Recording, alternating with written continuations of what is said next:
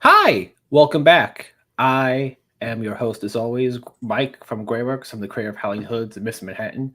And today I'm joined by a very special guest, Fiona Paulo. Fiona, why don't you introduce yourself? Hi, I'm Fiona Apollo. I'm an artist, animator, and YouTuber. I talk a lot about the animation industry and all of that good stuff. And I'm also creating an indie animation of my own called Mint and Friends. Nice, nice. What have you been working on lately? Has it just been, is it more friend stuff, or is it just, is it more like getting ready for like video essays?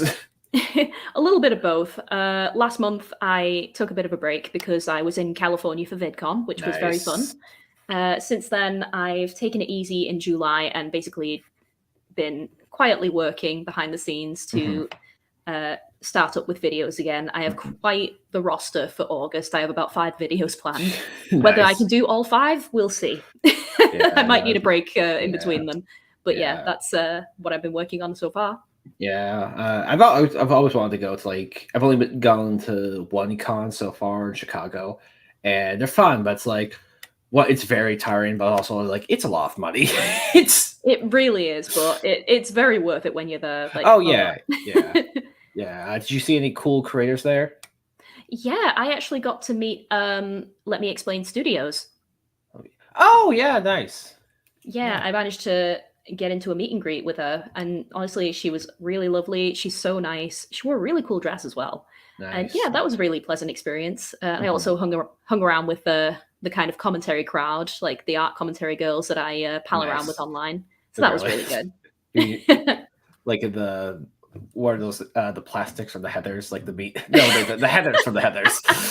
I'm mixing up my Mean Girl movies. I mean, I don't think they're mean girls. We're No, just yeah. kind of like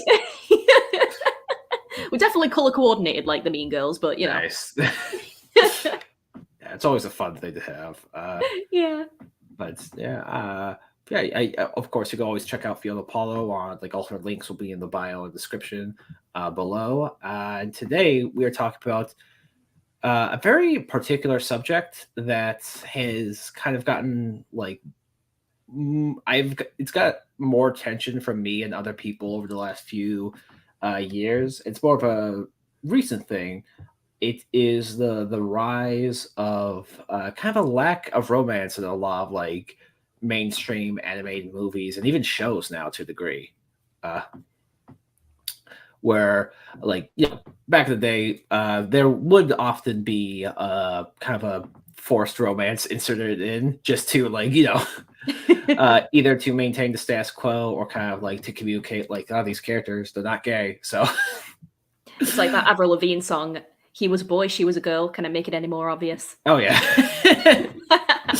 I was thinking more so the red letter media, the case of the not gays of like, oh, we have two male characters. Let's just have them kiss a female character at the end just to show that they're not gay for each other. Yeah.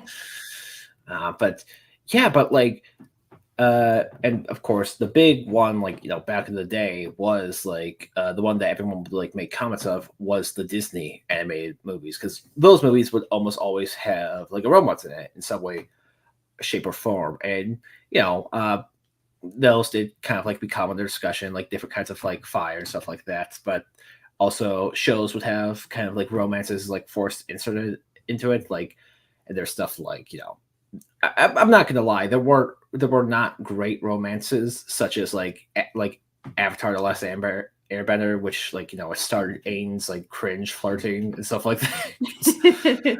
A lot of people like think the way to write a romance is just to have the characters create like make the like cringiest flirts until like the last season where the other character goes, yeah, I guess I'll date him. Yeah. Like, they've spent the entire series like hating and bullying each other, but like by the end, let's just kiss, you know? Yeah. Yeah, I think that's also a slight tangent, but it's like I think that is kind of my issue with uh also kind of a defense I have of Korosami. It's like I don't think Korosami's written well. I think it's inserted weird, but at the same time, I don't think any of the Avatar romances are well written. Yeah, it's a bit of an odd one, really, with Korosami, because Yeah, that one kind of ties into the whole like queer of representation course. issue, where back in the day, uh, they didn't really have the time to develop these relationships the way that they wanted to because Hmm. of heavy censorship. And Kurosami was very much a massive victim of Yeah, that. yeah, Otherwise, I think we probably would have had a better developed, like, romance of blossoming. course. Yeah, I will say though, I do. Upon rewatch of that show, Korra has way more chemistry with Opal than Korra than Asami. She really does. They really work well together. Yeah, yeah. Asami's just not. She doesn't have a ton to do, which is kind of the big problem of her. But Yeah, yeah, that did. I will say, like, it did give room for better, more like queer showings of like romance and stuff in like a lot of cartoons, or at least more. With what it's not that they don't face censorship now; they absolutely do. Like mm, Steven Universe got cut, like what was it, like a season short, because it had like a lot of like lesbian characters that, or well, like queer gems in it. Uh, yeah, because it was getting constantly censored in a of bunch course, of yeah. different countries. They decided to fight that censorship by having the big wedding between Mhm. Ruby and Sapphire and having Ruby be in the dress. Because Yeah. in a lot of dubs around the world, Ruby was given a man's voice Mhm. in order to Nice. counter that whole like lesbian gem thing. And Yeah. it just sucks, really. Oh But yeah. if it wasn't for that, and if it wasn't for Kurosami like blowing the ceiling off, Yeah. it Yeah. did give way for a lot more like positive rap because of Mhm. the reception they got, like the positive reception. Yeah. There's also stuff now that which is a lot more interesting than like, of course, I mean, like I think as of late, Vi and Caitlyn in League of Legends, which is Mm. no, sorry, Arcane. They're from League of, well, they're from both, but yeah, sorry. I just out myself as a former League player. The shame. But yeah, but other than that, like especially in movies as of late, there has been like a very notable lack of romance, especially with stuff like Disney movies. Do you know the last Disney movie where the princess movie specifically, where what the closest thing you could call to like the main female character had a love interest? Oh god, I think it was probably Frozen, wasn't it? Or Frozen 2 at the very least. But Yeah, that kind of had less, it was kind of a plot B situation in that one, wasn't it?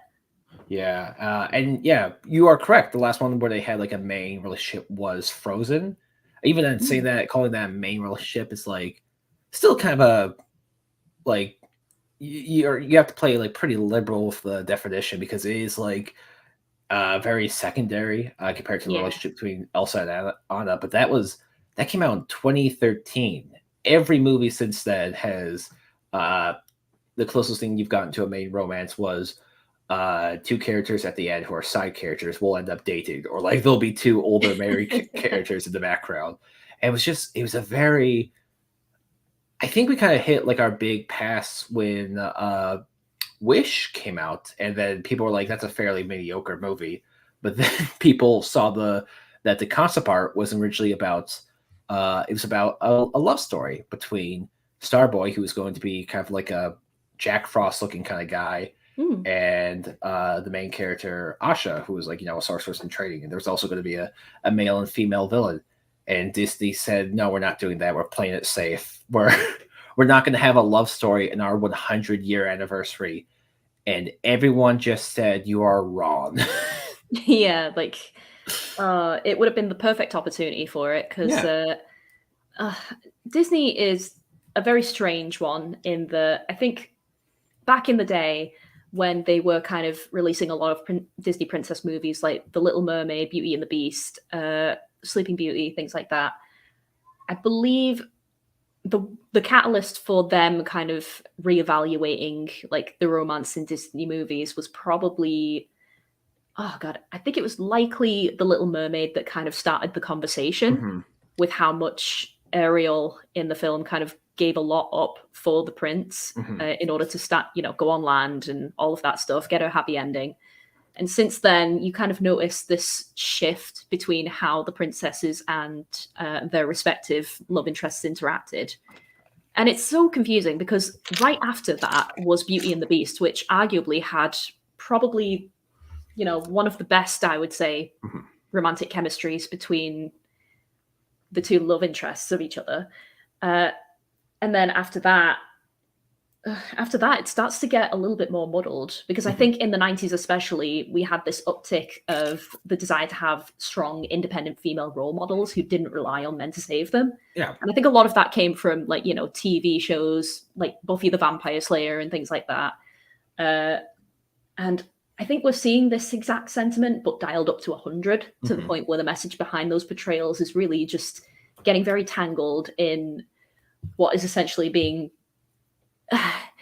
what is essentially kind of being labeled as modern feminism, where men are just kind of being excluded. Yeah. It's a very weird time at the moment. Yeah. You are so close to my next point. It's actually scary, but yeah. As to mention, when because it's not just Disney movies, but also kind of rom coms in general. I've even I've been reading a bunch of articles and like think pieces from and they were most prominent around 2010 to 2017, like the rise of social media, Mm, and they are. I feel like people. And we've all seen those cracked or those BuzzFeed articles of stuff like, oh, this isn't the most proper, realistic, healthy display of a couple or of romance. You have to get rid of it. Oh, you can't have that. That's weird. Or anything that's slightly kind of more uh, problematic or not realistic. It's portrayed as more oh, you can't it's just gotten to the point where people online are so critical of it that Disney, a lot of these movies, are run producers by executives by people who are a bunch of suits basically who are just oh, the kids on the social media said they have a lot of issues with the idea of true love, or they don't want a woman to only be designated to being a romantic love interest. So let's just get rid of the love interest altogether. yeah, I understand the idea behind that because, Mhm. in the end, historically, a woman's role in media has always kind of been either the love interest or her main goal is to Mhm. find love or to get married, have kids, the traditional female goals. And I think it's a double-edged sword in which I think it's a good idea to step away from that and to show that women can have more, or they Mhm. can, they can want for more. But at the same time, that's not everyone's dream. And some people are happy to have those things Of as the course. goal. Some people want to get married. Some people want to Yeah. find, someone to settle down and spend their life with. I And think yeah. yeah, I think what's also is that I think a lot of kind of studios kind of forget that romance doesn't need to particularly stop. That doesn't need to be someone's goal, but it can be kind of a side thing throughout it. yeah, Because a lot of my favorite romances in media, just for example, that's not always the end goal of either of them. Like if I was just to list off some of my favorite romances in animation, Anastasia and Dimitri, uh, Belle and the Beast from Beauty and the Beast, mm, Zavala and La Morte, like or stuff uh God, the kind of the recent Netflix show, but or or even stuff outside of animation, Indiana Jones and Marie, or Will and Elizabeth Swan from Pirates of the Caribbean. yeah. All their stuff is their relationship isn't just their romance, but the romance is so important to it.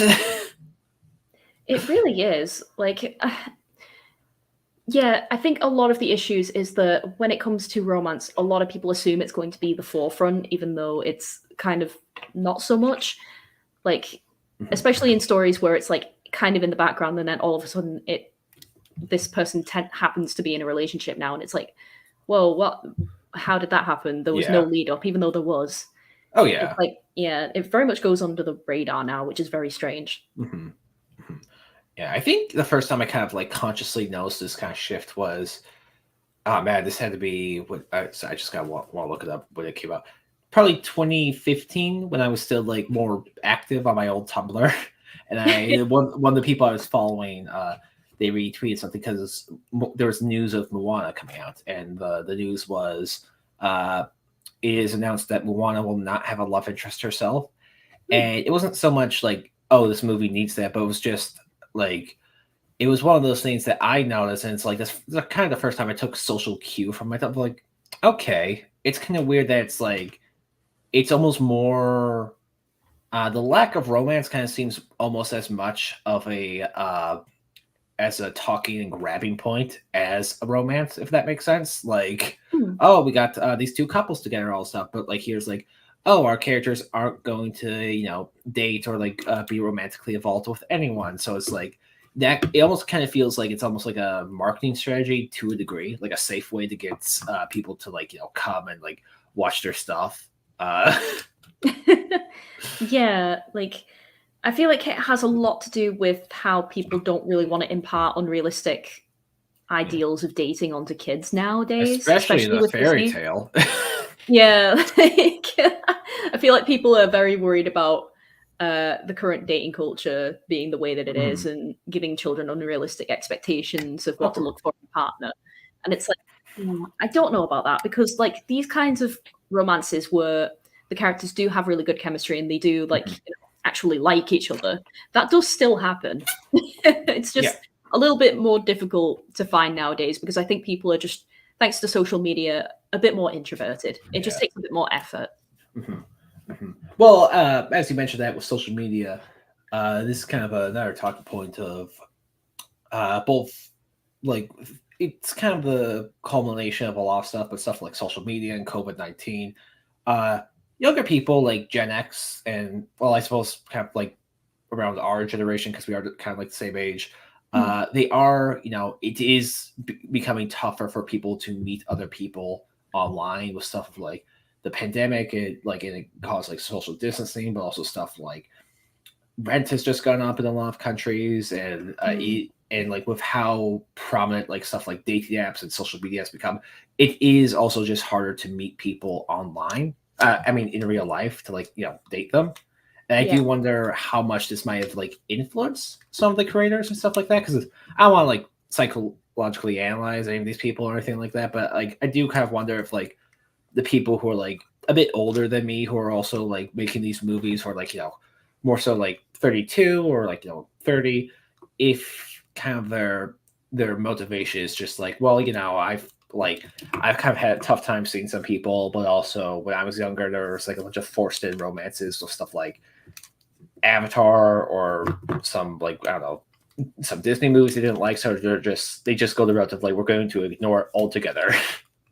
Yeah, I definitely think that probably contributes to it. There is a lot more hesitancy, I think, because so many people have a lot more probably negative experiences when it comes to dating and Yeah. relationships. Hmm. There seems to be a strange rise in people not really being willing to meet each other in the middle. Like, Yeah. there's a lot less compromise lately. I know that there's quite a lot of concern over the rise of like, I don't want to like pin it all on kind of politics and things like that, but a lot of people are becoming a lot more Politically aware. politically like divisive Mhm. between each other. Because I think I read in an article not long ago that men in particular are kind of shifting further to the right, Oh which boy. is it's a tough thing to say because like uh, I don't want to be that person, but not all men, not all men. Yeah. Yeah. But yeah, I think it's also kind of what you mentioned. It's more a bit when it comes to like personality and traits and stuff like that. But Yeah. because for so long, the way like, oh, you want this couple to be together, I'll just have them neg at each other, and then at the end, we'll just have them date. Just a small tangent, but that was my big issue with Frozen. Uh, Mm. Especially like now as an adult, it's just like it has that very vocal commentary of like addressing some old Disney tropes, like you can't marry a man you just met and all stuff. But then the issue is that to me, Anya and Hans have way more chemistry than Anya and Kristoff because Anya and Hans meet at a party and like each other, as opposed to Anya and Kristoff who just like bicker the whole time. And then it's like, I guess we should date. Yeah, like that was just. I feel like Frozen as a film was just kind of all over the place Mhm, in terms of like pacing and kind of themes and things like that. mhm. But yeah, like there is that element of bickering that is just very prominent in a lot of like depictions of relationships, and it's like a little bit of banter is great. A little bit of banter, keeps things Mhm. interesting. People are allowed to have opposing views, but I think fiction has this weird way of kind of making that seem like the norm Uh-huh. for everything. Yeah. But that's not really the case. Like, bickering and bantering is things like, I don't know, leaving a cupboard open or not cleaning the bath properly. Hmm. Not Yeah. really like, having these, I don't even know, like having these very widely like Yeah. opposing views that could potentially like erupt into full-blown arguments and disagreements. Yeah. I think that's another thing of people have kind of gotten to the point of like, oh, the only way you could have a couple is like the bicker or like whatever. It's like it's fine to have like a couple that both like likes each other and all that stuff, but on another point, when it comes to like more, this because this is another interesting thing that you can kind of see when it comes to adaptations of older stuff, such as like Disney's action adaptations of like older Disney movies or stuff like even like the Scott Pilgrim show, Scott Pilgrim Takes Mm, Off. yeah. Of because you have hindsight in like 2020, you are able to like kind of cut out some stuff that you didn't like back then. But now it does feel like a lot of these adaptations and remakes are just kind of there to address criticisms of the past and like completely ignore, like not completely ignore, but like anything, like kind of like stomp out any potential talking point online, like, oh, that's toxic, oh, you can't do that, because that is another issue with I've noticed on social media. It's like people kind of miss the fact that like sometimes characters that are flawed are that's not like a flaw in the writing or an approval by the author. Yeah, a lot of people have this issue of assuming that just because a creator includes a theme that might be, not entirely like morally correct, Mhm. it means that that creator agrees with it, and Yeah. that's not really the case. It's there to make things interesting. It's there to create conflict and create conversation. It's also that's another thing. If like conflict is interesting, there's like dozens of ways to explore that. But now it's like things have become so I don't want to say sanitized because it kind of makes me sound like an old fuddy duddy, but there is a genuine increase in stuff like kind of a lack of. I'm not sure if you heard of this article or like these like pieces of like everyone is beautiful but no one is horny. And it's mainly when they're talking about like uh, movies like action movies or stuff like superhero movies. It's like characters now are so chiseled and tanned and shirtless, but like the romance between them and other characters, it looks like no one has like ever like touched another person or It's like a Barbie and a Ken doll, isn't it? pretty much, yeah. And well, Like they're all fitting, gorgeous, but they don't have any genital to do anything. yeah. Yeah, but it's a very kind of odd thing I've noticed, and like it kind of like goes into like because stuff like romance and sexuality, they are such big important aspects of life. And I think the idea of just completely ignoring them in uh movies altogether is just a huge mistake because it's just there's so much human experience to just get you rid of and just so many iconic like characters or like great ways to tell a story. Like you're just kind of limiting yourself if it's just like, oh, these characters are just very, very good friends. Yeah, like it's a very tricky situation because there are ways in which you can make that work. Like, say, for example, going back into kind of like the queer view of things, you could always kind of look at that at the perspective of like an asexual or an Of aromantic, course. Yeah. like someone who possibly analyzes these kinds of romances and these situations, but is fairly detached from them. Hmm. But the issue with that is that asexuals and aromantics account for less than 1% of the population. It's Yeah. cool for like a couple of instances, but this trend of it happening in so many different iterations of media, it's not really conducive to a proper discussion Yeah. of sexuality or romance. Well, interesting you bring that up because that's another thing of like safe fiction or like approved like public queerness, like G-rated queerness. That is great. And it's great to like introduce like especially younger people to more aspects of like queerness. But there are like aspects of like it's gotten to the point of like more conservative groups being like, oh, we don't like we don't hate gay people or queer people in general. We just don't want to like see it like forced down our throats or whatever they say. So it's just like studios have just kind of bent the will of like, okay, they want like young people, they want like more queer characters, but we don't want to step on any like government toes or anything like that. So we're just gonna have like the most they'll have is like them kind of hold hands or like stare at each other somewhat romantically.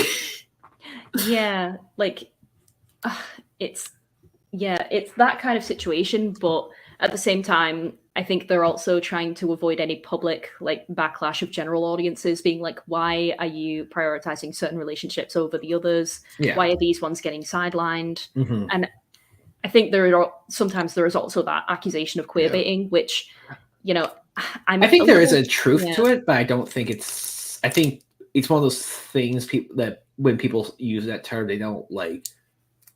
They're not there behind the scenes as much uh, when it comes to making these kinds of characters and stuff like that. It's like studios have to fight really hard to even have like one like openly queer character that's not like a comedic funny man.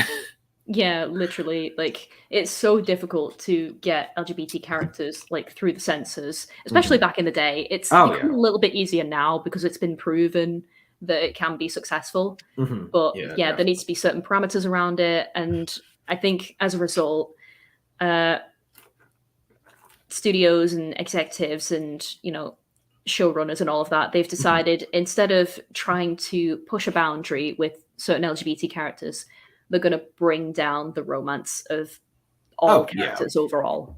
And then, but yeah, the way they do it as well is like it could be one of those things of like where they say like, oh, we kind of coded this character as queer, or like, oh, we kind of thought of them as being asexual. It's like, did you, did you, or did you just Yeah, like, are you just doing that for like, is this like Disney's what was it 15th like openly gay character? literally. Yeah, and it's Like, like yeah, as you've mentioned before, with when it comes to like into stuff, an issue I did have kind of like growing out that I kind of had to like kind of wrestle with was the whole because I did have a frustration with a lot of animated like, shows that had like queer that like market itself as like queer characters, kind of focusing more on like female to on female like kind of like relationships, and those are totally valid. But I did kind of get like it is kind of frustrating just like seeing like okay, there's Style House, there's Steven Universe, there's Korosami, there's all like even Arcade now, and it's not so much the studio, but it's like there's a level of like just how much the studio will allow, and there's like also kind of a level of patriarchal sexism of like you can even look at this historically in like different countries of like that had like notable homophobia. It's like, yeah, we can let them marry because it's just girls having fun. It's just gals being yeah. pals. That is an interesting topic because I know that in a couple of countries still, uh, they don't believe that women have sex drives, which is why Yeah, girls being in relationships tends to be less villainized than yeah, male relationships. hmm And I think that does bleed into the media landscape as well, particularly when it comes to like portrayals of same-sex couples. hmm Like people unfortunately have this view that men are a lot more sexual, which hmm oftentimes is very much not the case. That tends to be the result of things like misogyny and yeah. society just kind of forcing things onto them. This is a small thing, but like God, there's a great comedian Pete Holmes. Like, he's straight, but he's like I like there was an article he read and it was like why you should have sex with your husband every day. And it was by a woman, and he's like, excuse me, you're gonna have sex with me every day? I'm a delicate creature. I need to be wooed. Ask me how my day was. You come into my study with a 90, I will bop you in the head with a broom that's on fire. I just thought of a song that reminded me of my father. I'm not in the mood. Yeah, literally. Like, men want to have flowers bought for them and dinners bought Yeah. too. Well, I think that's also it's an interesting also kind of side discussion when it comes to romance because people are like, oh, romance is just that's just a thing ladies want. It's like no, like there are dudes who crave companionship, who crave to get married or like to be a father and stuff like that. I think just always relating it to like kind of sex kind of ruins like it both makes the discussion far less nuanced, but also just that's another thing that kind of uh like kind of censors a lot of like romantic relationships now. Yeah. Yeah, go on. Sorry. Sorry, that was just like an interesting thing you brought up because romance like genres in particular in film and TV, they've never really been fully respected Mhm. because they've always been viewed as like a woman's pursuit. So what you just mentioned there is very interesting, because historically, if women began to make up a larger portion of an audience, it was seen as less profitable, as they had less spending power and stuff like that. So it's interesting that you bring that up in like respect of men's interests in it. Yeah. Well, I think it's. I don't remember what video he was talking about, but I remember a point Doug Walker brought up of a lot of people dismiss like some films, like they write off of like, oh, it's okay, that's bad, it's a chick flick or it's a rom-com. He's like, what does that mean? Because he's like, he brought up stuff like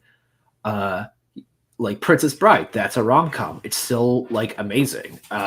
Or stuff like Hollywood's kind of like first really, really big movie, Wings. That was it was a movie from like the 1920s, and it was a drama movie about World War II pilots and dealing with romance. And I'm not sure if I'm going to like kind of dive into controversy with this next take, but similar to Wings and other like some movies that like, you know, star romantic couples, is that I believe romantic I believe there are aspects of characterized relationship romantic writing can explore that platonic love cannot explore. And I don't think there's anything platonic love can explore that romantic love can't. I'm not saying like, oh, every platonic couple should be romantic. I'm just saying you have more opportunities if, like, in your mind, you're going to have these couples be more romantic. I think kind of the big one I bring up is Anastasia by Don Bluth. Have you seen that movie? That is one of my favorite movies growing up. Yeah. But yeah, rewatching as an adult, just really, I love the romance, especially as I get older. But if Dimitri and like Anna were just like pretty good pals and stuff like that, his kind of all the stuff he went through to try and like get her to like reunite with her grandma and stuff, like him wanting her to be with her family and is okay with her hating him if that means she could be happy, and he even turns down the reward. That would not be nearly as impactful if it was just like, why'd you do it, Dimitri? Just because you're like a sister to me, Anya. You're just a really good pal. Yeah, I get what you're saying. I don't know if I fully agree, because I think sometimes friendships can have that similar kind of impact. Okay. But I think it's definitely a case-by-case basis. That love story between Anya and Dimitri was definitely like a core theme of that film. And I don't think it would have been the same without it. Yeah. But yeah, like to an extent I agree, but also to an extent that's fine. It's one of those romances that's like, man, that romance, the chemistry between those characters were so good. You ignore the pretty controversial history of the Romanov family. Yeah, if you just ignore all of the historical inaccuracies. Yeah, well, yeah, you probably... Yeah, it's so good. You ignore the part that like his family were probably slaves to the Romanov family, but let's not get into that. Yeah, or the fact that, Annie's actually dead, but Oh yeah. But also like stuff like as I get older, like the kind of the couple I really like in that movie is Vlad and Sophie. Oh, I love those two. Because it's like a fun uncle and aunt who like really never married, but they're like will never like had kids.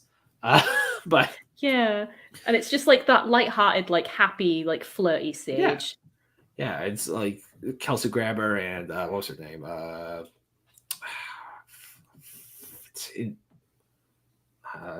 my god! Sorry, it's on the tip of my tongue. Oh, Bernadette Peters. Yeah.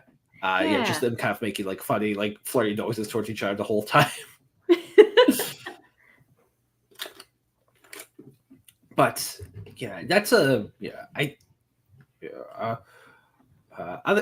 aspects of romance I kind of found kind of interesting was last year. I'm not sure if like you've taken notice at the box office, but I feel like even like just a passing glance, you would notice that Disney did not have a good year last year. Like it had a lot of bombs. Yeah, they really didn't do well. And the only movie that kind of scraped by, like especially animation wise, was Elementals, which is it's a rom-com basically, which I think it's kind of showing that like no, people do want romance to a degree, and I wouldn't even say like the romance in that like movie was particularly good, or even that sounded mean, or even like I was like that movie wasn't like particularly for me, but I is interesting seeing that like there's a lot more connection with people with this movie. Uh, I don't want to say it's all due to the romance because there are other aspects of like why people were really into it, but I do think it is important thing to take note of that like the one animated movie that didn't just completely like bomb was the one with a romantic couple in it. Yeah, I think a lot of that was fueled by people's frustration with Disney and the whole kind of romance debacle. Hmm. And yeah, like you said, it definitely the romance was a big draw, I think, but it definitely wasn't the only thing because primarily Elemental is a film to do with Yeah. immigrant families, like Hmm. first and second generation immigrants and how they kind of integrate into a different place. And yeah, I don't know. I really like the romance in that Hmm. film because it felt the most natural that we've seen in quite a while when it comes to Disney or Pixar. I, I think it's this might be Pixar's first full on just rom com because all these movies they have romance in them, but it's like usually it's an adventure movie with romance as a thing to the side. It's kind of Yeah. interesting. Yeah, I think it's another kind of interesting point of like the only kind of movie, not only kind, but like the primarily movies that do have romance in them do tend to be like just straight up rom coms, and that's fine. But it's also just like uh, because I like Intergalactic. That it was a like it was a musical. It was like it was mostly a love story between like two people in the city. The animation was really gorgeous in that movie. Mm. But yeah, it's like I do also like a movie that's like it's it's an adventure movie and we're seeing like these two characters romance between them. Yeah. Like it is interesting when you actually look at like kind of Western animation as a whole when it Mhm. comes to romance and stuff, because I think that tends to be one of the reasons that people gravitate more towards like places like anime, for example. Mhm. Like I'll be honest and say that I'm a massive like fan of shoujo anime, Weeb so alert. yeah. Sorry. It's become just like a tick for me now when anyone ever mentions anything like Japan related, I just like go weeb alert. Yeah, but literally, like I think that craving for romance, it never really goes away, Mhm. despite trends within like media, like within Mhm. the industry. Of course. Like people are always going to want certain things, and if they can't find them in one place, they will migrate to another to look Yeah. for it. And I think anime at the minute is one of those big things. Mhm.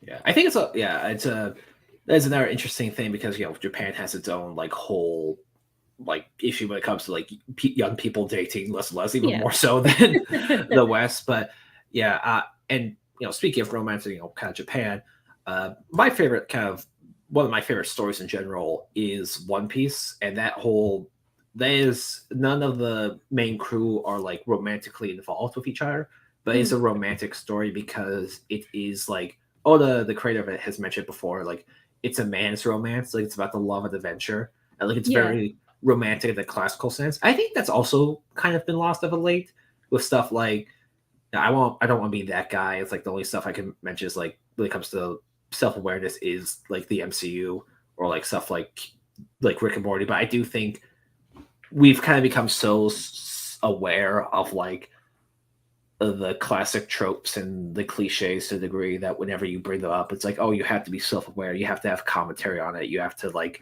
do a subversive twist that's like a lot of like media has become a lot less mythic and romantic in a lot of ways Mm. now. Yeah, there's no like zest for it. Like it's Mhm. very much kind of a lot of characters are comfortable where they are and they don't want to step out of their comfort zones. Yeah. Whereas like back in the day, like characters would long for adventure. They would long for something different. Like Ariel, for example, the Mhm. reason people love her so much is because she was like, wide-eyed with wonder about the world of humans and like on land, Yeah. even though like typically everyone else around her was saying that she had everything she Oh needed yeah. under the sea. Mhm. But it's that romanticization of not just like actual romance of finding a man. It's the idea of just like I don't know, loving life. Yeah.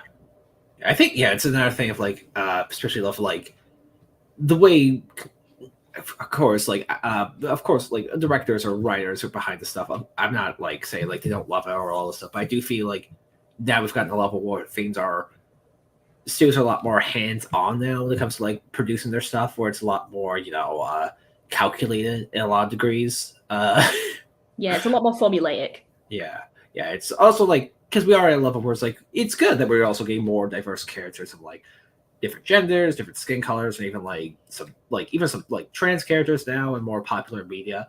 But it's also like, yeah, we could have that, but they can't do this, or like we can't have them go too far or give them like too much nuance, or because that's another thing I know is of like whenever there's like a romance or like anything like that, or like a character that is like maybe queer but like maybe not be a perfect person, like the audience will like really turn on them like, oh, you're not like a perfect victim or a perfect guy, this is bad. It's like this fictional character should be just like me.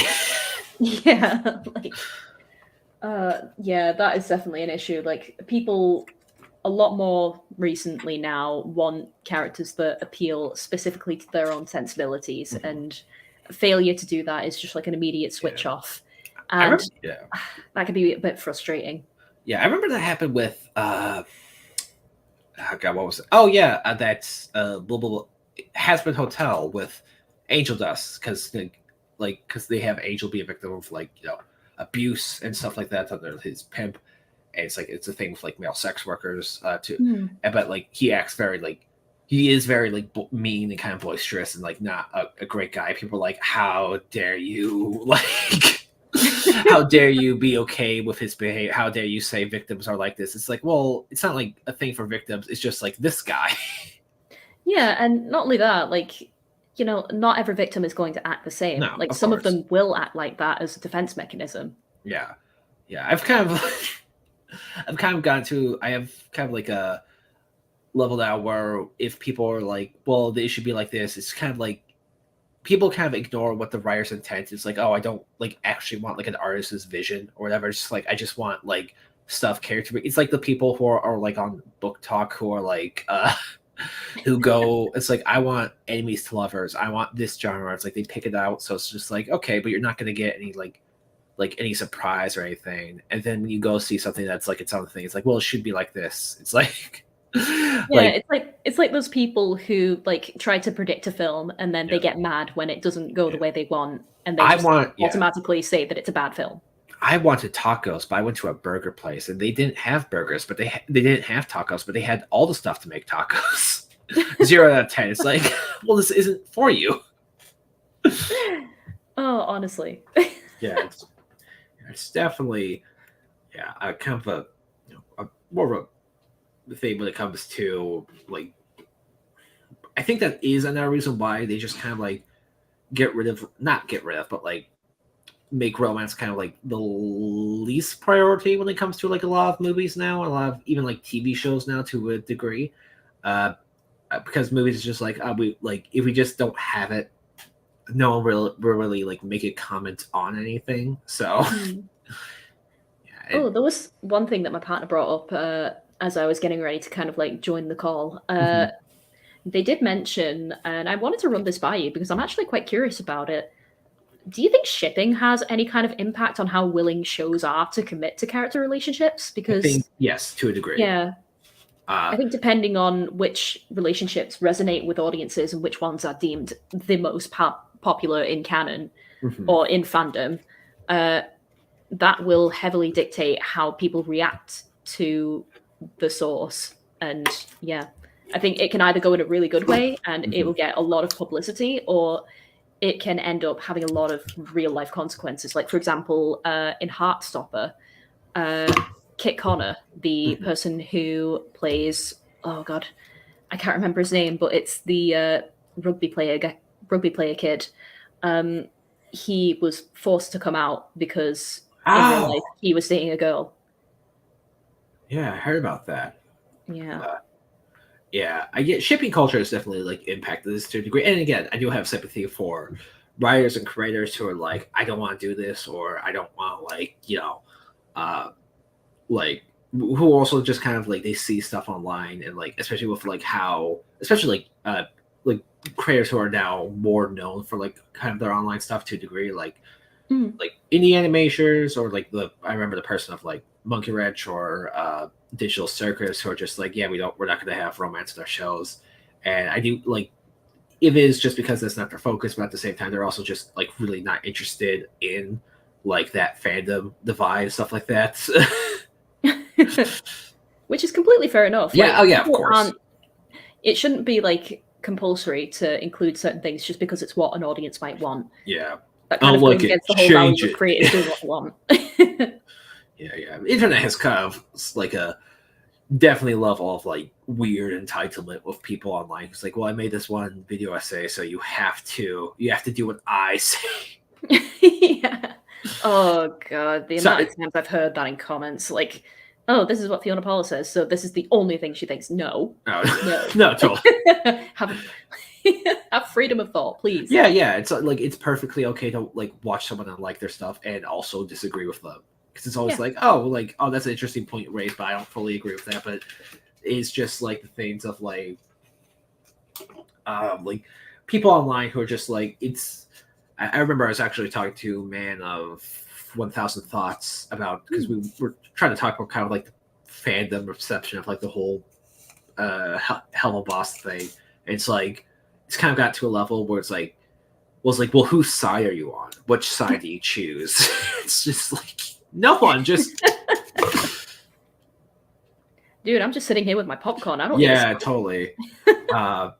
But it is like it's a frustrating thing, because like I think also the things of like size kind of ignores like a lot of nuance when it comes to characters and stuff like that. Like I kind of like, I have this kind of coin term in my head of like fanderization of like, there's the version of the character, then there's like more of like the Tumblr / Twitter version of them, which is like the way people like kind of quote tweet them, or like give them like fake quotes and stuff like that. It's like a perfect baby girl being iconic for 10 minutes.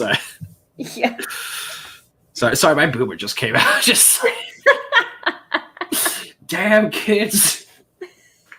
Kids these days. Yeah. But yeah, like there's definitely a lot of black and white thinking nowadays, like more so than there used to be in the past, when you know, the reality is that a lot of things are usually smack bang in the middle, or at least in kind of those shades of gray. Yeah, I wonder if there is more like black and white thinking, or if it's just, because I brought this up a few times. I wonder if it is like we are kind of lacking nuance now, or if it's just like the loudest, dumbest people now have social media. I don't even know if it's that. I think it's literally because we only see a certain amount of, you know, what people think behind a screen. It's surface level.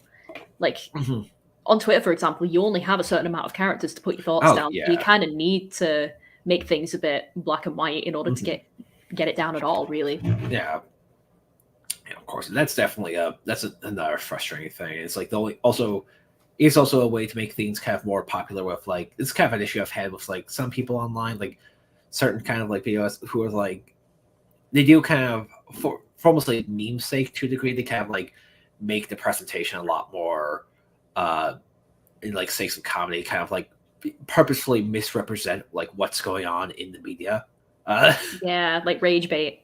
Yeah, like, or I mean, we've had that like because of like stuff like Beauty and the Beast. Like there was that whole like for like a good 10 years, like all whenever you brought like Beauty and the Beast, like online, people are just like, it's Stockholm syndrome, it's abuse.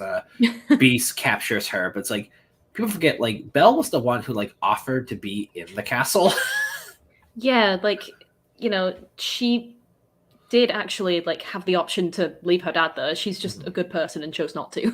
Yeah, and there's also kind of the response of like fan service and like sexuality, because like this is totally fair, because there was for like years there was like, and even now to a degree, like some like pieces of media where it's just like, oh, they have like a character in skimpy clothing, but like, oh, that's like it's magic armor or whatever. Or it's like, oh, it's there for the story or whatever. Like it's just like an excuse to have fan service without really like committing. It's like there's like totally levels of sexism there, but it's like at the same point, it's like we've kind of got to a level where like any form of like sexuality or fan service gets criticized to kind of like a ludicrous degree.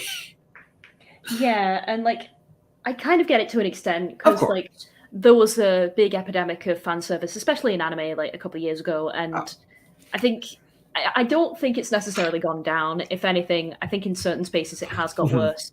But I think people are better able to kind of contain that in a sense. Yeah. Well, Uh, yeah. hmm.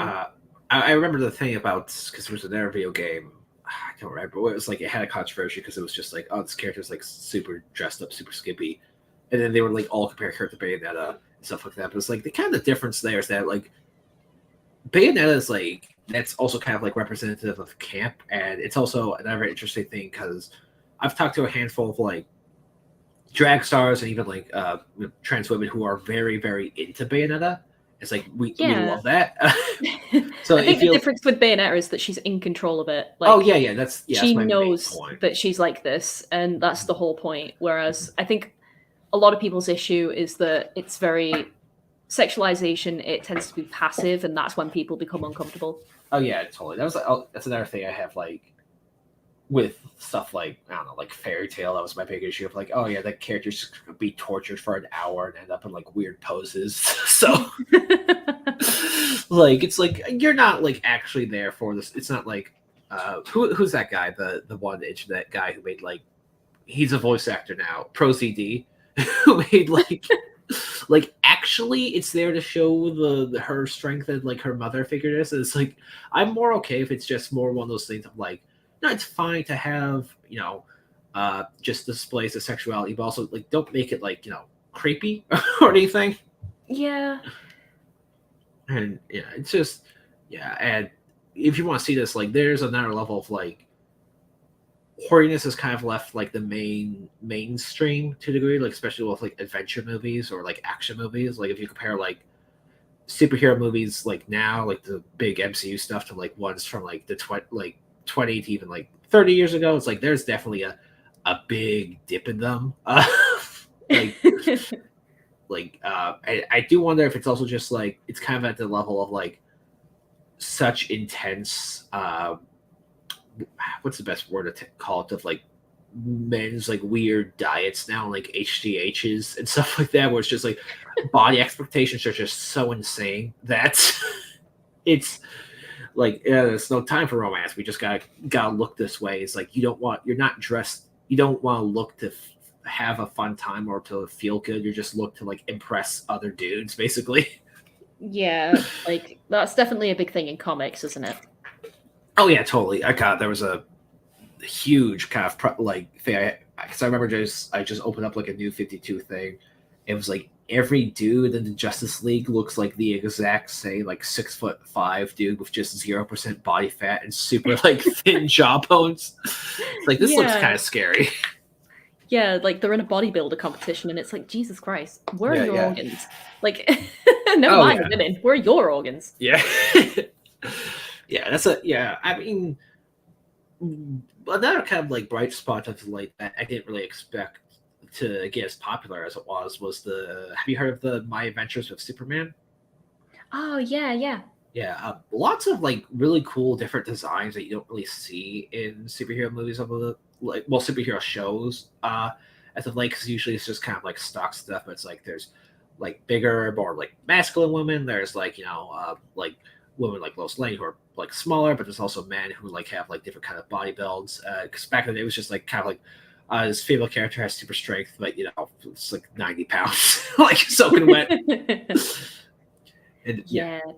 Like, I remember quite a lot of hype coming out about that show, and like, I think when it comes to like the romance aspect as well, again, like, I don't know if we touched this before. God, my memory today is absolutely shocking. But you're good. I don't know if it was like before or just after we started streaming here, talking about like expectations of like audience reception of like specific characters, like body types, like for men especially. Like, yeah. We didn't talk about that, but that is definitely a big issue as well.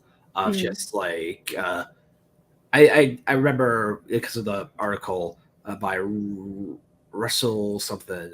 She's really cool, but she's like, I've seen this happen a lot, kind of to an alarming degree when it comes to like, she said like with heterosexual men, of like if that happened to a woman, that would be considered like an eating disorder, like eat nothing but protein and never drink water for 3 days. It's also like, oh, like I don't know, like I remember this image went kind of viral on Twitter when they were comparing like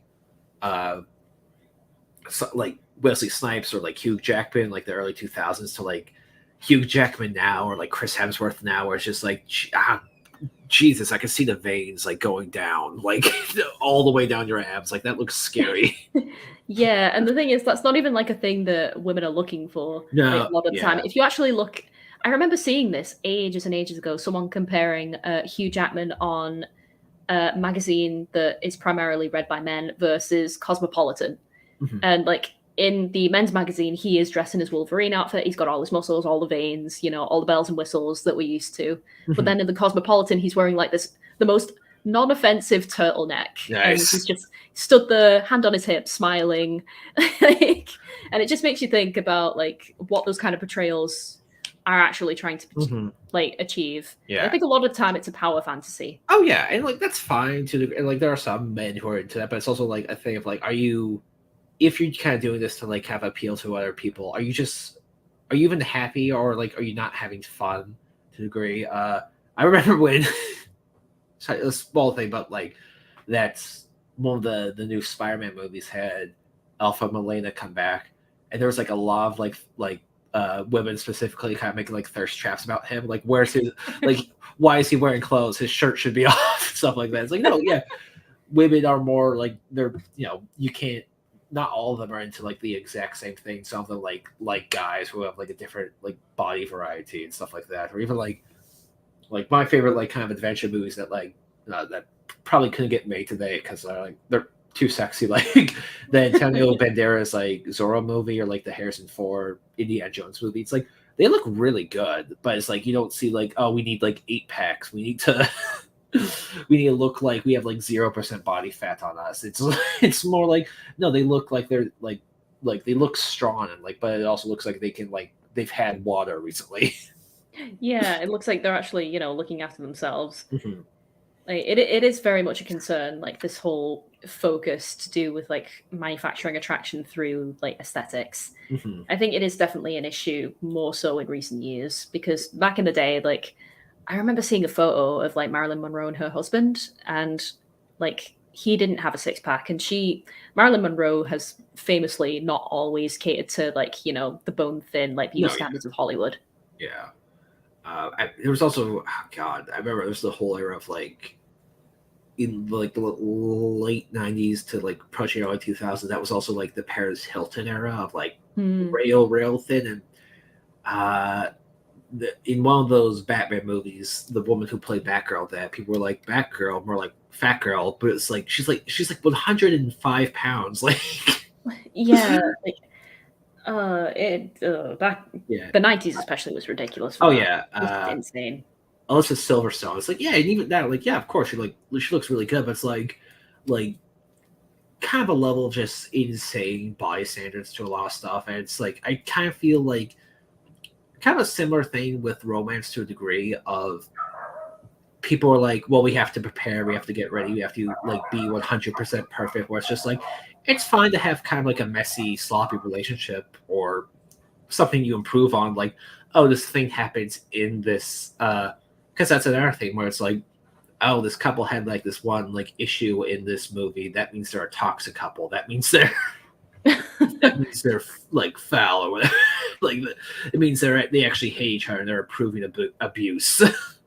Yeah, which again, it's fine for couples to have like disagreements about like small things, but like that doesn't necessarily mean that they're toxic. It just means that they're like normal couples, and couples argue. Like that's kind of a normal thing to expect in a relationship. Or it's also like, it's like, why is the drama I'm watching like diving into melodrama? It's like, because it's a drama. You're watching fiction. Everything's dialed up to 11. Yeah. Oh yeah. Also, kind of a thing was like, it kind of went viral not too long ago, but I remember someone had this tweet of like, because there was like a clip from Stranger Things of like all the friends just like palling around it and like just like, no, I don't want the pizza. They're like roughhousing with each other. But like, I can't believe Stranger Things approves of abuse, or like approves, like he said no, why are they assaulting him? And like someone just quote tweets like, some few people seem like you don't have friends. Like yeah. Which is There's just such a dissonance between like actual relationships now. Like, yeah, not yeah, even just romantic. Just people. People need friends. yeah, yeah. Of course. Or touch grass, just experience the wonders of nature. Yeah.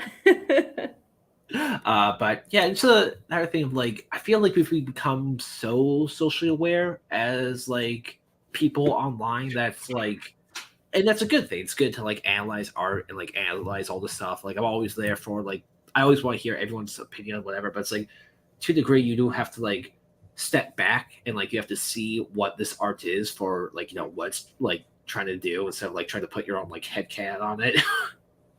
Yeah, like sometimes not everything just has to adhere to a certain standard or like anything like that.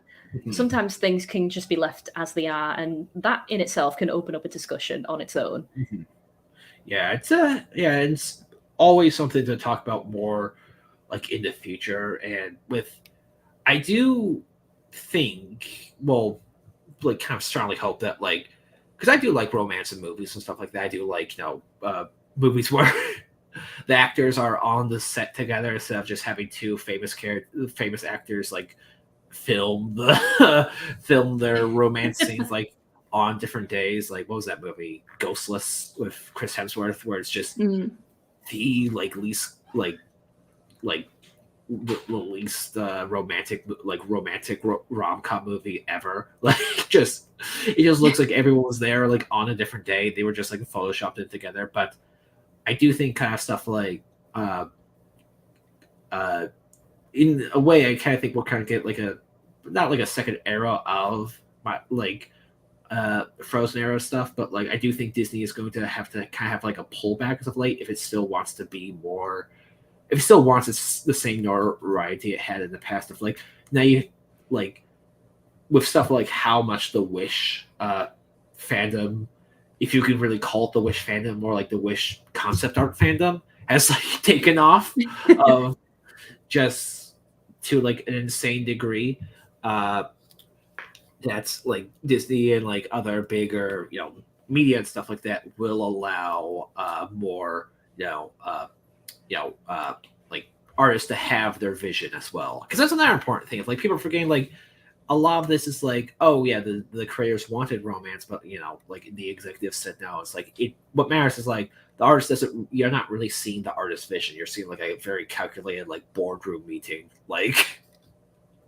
Yeah, like it would be nice to see Disney finally kind of see that it's not, you know, Yeah. it's not unprofitable to have romance again. A lot of people want it actually, Of and I course. think it would actually positively affect people to actually see that depicted on screen because I think the absence is contributing to the problems that we're experiencing in real time with people not really knowing how to navigate relationships or at the least not willing to put in the effort.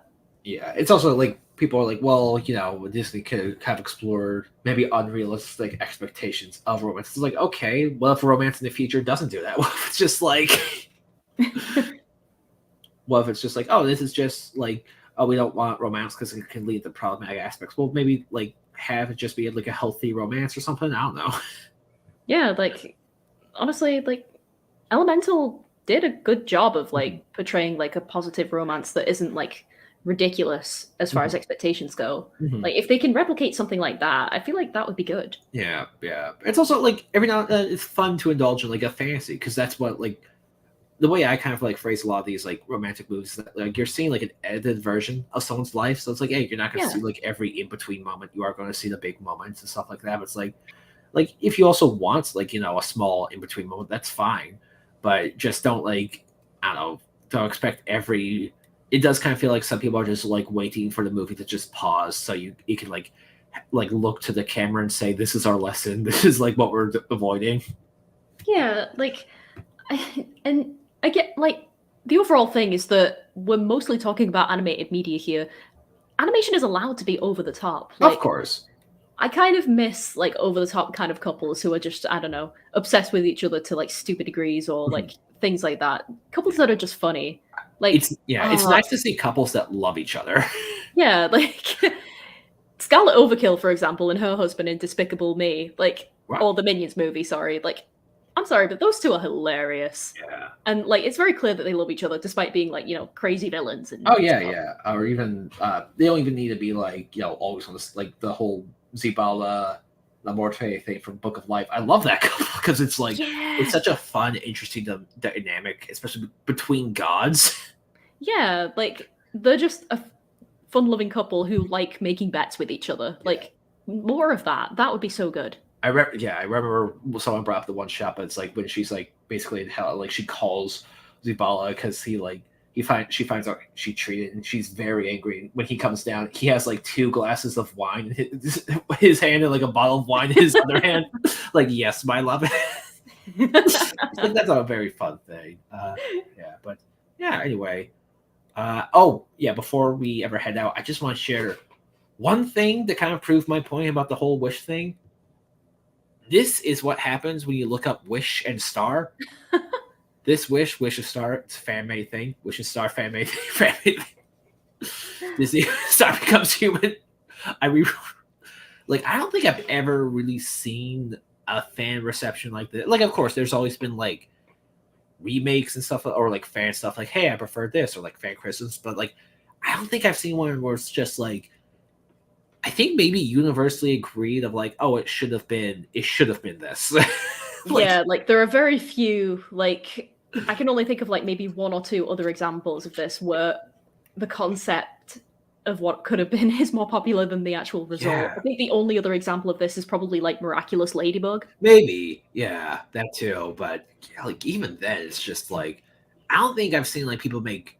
Again, I might be wrong because I'm not like super into the Miraculous Ladybug fandom now. But like, I don't think I've ever seen like a whole people make this many remakes, especially with some of them looking just so good. Yeah, like some of the stuff that's coming out is phenomenal. Yeah, just like, man, if this person like gets a job at Disney, it's just like, I want to see them basically remake Wish and just like have their control. Oh, that would be so good. Yeah. Well, Fiona Paula, thank you so much for joining me. Would you like to tell people where they can find you?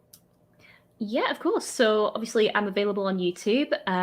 Handle is Fiona Apollo. I'm also on Twitter/X. I still call it Twitter. At It's Fiona Apollo. I'm trying to get back into using Tumblr a bit more. I haven't used it for quite a while. But yeah, I am trying to make the habit. So if people can go and bug me on there, that would be great. But yeah, those are my main platforms. Yeah, very nice. Anyway, I am Greyworks. I'm the host of I'm the creator of Howling Hoods and all that stuff. And speaking of couples, John Rose should be on their next adventure probably sometime soon, so that should be something to look out for. But yeah, until then, thank you so much for joining me, and I'll see all you guys later. Bye, guys. Bye.